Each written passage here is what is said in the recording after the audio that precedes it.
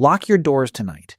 You do it automatically, without thinking, because deep down, your body remembers what other humans are capable of. We blame modern society for greed and violence. But if you drop a modern human into the ancient world, they wouldn't survive the brutal reality of what our ancestors did to each other. For decades, we told ourselves a comforting lie. The myth of the peaceful wanderer. We imagined early humans living in perfect harmony with nature, sharing what they had, untouched by the corruption of modern cities, flags, and borders. We thought war was a modern invention, a disease created by kings and politicians, a tragic byproduct of civilization. But the dirt beneath our feet tells a different story. And the truth is much darker than you think. If you rewind the clock 100,000 years, the world was unimaginably vast and profoundly empty. You lived in a small band of maybe 30 people. Your entire world was the faces illuminated by the campfire. You gathered roots, hunted animals, and moved when the seasons changed. You didn't own land. The concept of property didn't exist. You couldn't carry more than what fit in your bare hands. If your band encountered another group of humans, you usually just walked the other way. The earth was simply too big to fight over. Conflict existed, of course. A dispute over a mate, a stolen tool, a sudden flash of anger that ended in a thrown rock or a spear thrust. Blood was spilled in the dirt. But it was deeply personal. It was one-on-one. When the adrenaline faded, the violence stopped. The camp moved on. There was no war, because war requires logistics. It requires an organized, collective decision to eradicate another group of people. It requires planning. For 99% of human history, that concept was completely alien to the human brain. So what broke us? What flipped the switch inside us that turned a species of nomadic wanderers into organized killers? The answer was buried in the harsh desert of northern Kenya. In 2012, researchers were digging near Lake Turkana at a site called Nataruk. What they uncovered wasn't a peaceful ancient settlement, it was a 10,000-year-old crime scene. 27 skeletons were pulled from the sand. Men, women, and children. But they hadn't died of disease. They hadn't starved to death. Their skulls had been crushed by heavy wooden clubs. Their knees and hands were shattered. Obsidian arrowheads and jagged stone blades were found permanently lodged in their spines and necks. The hands of a pregnant woman were found crossed at her wrists. She had been bound before she was executed. This wasn't a personal dispute. This was a systematic extermination. Nataruk is the oldest undisputed evidence of intergroup violence. It is ground zero for human warfare. But why there? And why then?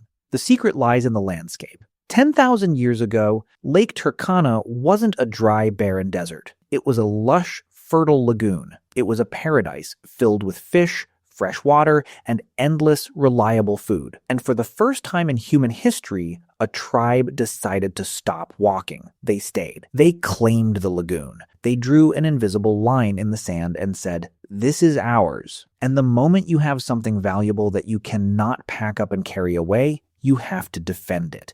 This was the birth of property. And property completely rewired the architecture of the human mind. Once our ancestors stopped moving, everything shifted. We discovered agriculture, we built wooden fences, we stored surplus grain in silos. For the first time ever, you could accumulate wealth. But wealth is dangerous. If a neighboring tribe is starving because of a seasonal drought, they aren't going to just walk away anymore. They are looking at your grain silos. They are looking at your fertile lagoon. To protect what was ours, we had to invent something terrifying. We had to invent the concept of the other. You see, a human being is biologically wired to feel empathy. It is deeply, physically painful for us to harm someone we recognize as human. To commit a massacre, you must bypass that biology. You must rewrite the source code. So, we did. We started telling stories around the fire. Not just stories about the stars or the animals we hunted, but stories about the people across the river. We painted them as monsters. We stripped them of their humanity. We told our children that the tribe over the hill wasn't like us. They were savages. They were less than human. And you can do anything to an animal. This psychological trick is the true invention of war. It wasn't the invention of the spear or the bow or the shield. It was the invention of dehumanization. Once that switch was flipped, the floodgates of history opened. We built massive stone walls around our cities. We forged bronze swords, then steel cannons, then nuclear warheads. The weapons changed. They became faster, louder, and more efficient. But the 10,000-year-old software running in our brains remained exactly the same. Look around you today. We live in a world of invisible borders, passports, and standing armies. We tell ourselves that we are highly civilized. We wear suits, we drive to the office, we buy our meat cleanly wrapped in plastic at the grocery store. We look at the brutal violence on the evening news and shake our heads, thinking it is an anomaly, a tragic glitch in an otherwise peaceful modern system. But it is not a glitch. It is the operating system. The exact same nervous system that bludgeoned a pregnant woman in the sands of Lake Turkana is sitting inside you right now. The same capacity to look at a stranger and decide they are no longer human is still lurking quietly in your DNA. We didn't leave our violent past behind when we built the modern world. We just built better, more complex systems to contain it. We outsourced our violence to police forces, to military drones, to invisible lines drawn on digital maps. We built a fragile, temporary cage of laws and social consequences to keep the ancient programming in check. But take away the electricity, empty the grocery stores, introduce true, desperate hunger. How long do you think the illusion of civilization would last? When you lock your doors tonight, you aren't protecting yourself from the modern world. You are protecting yourself from the human animal. You are acknowledging a 10,000-year-old truth that we desperately try to forget. We are all still standing on the edge of the lagoon, holding a stone blade, terrified of what's coming out of the dark.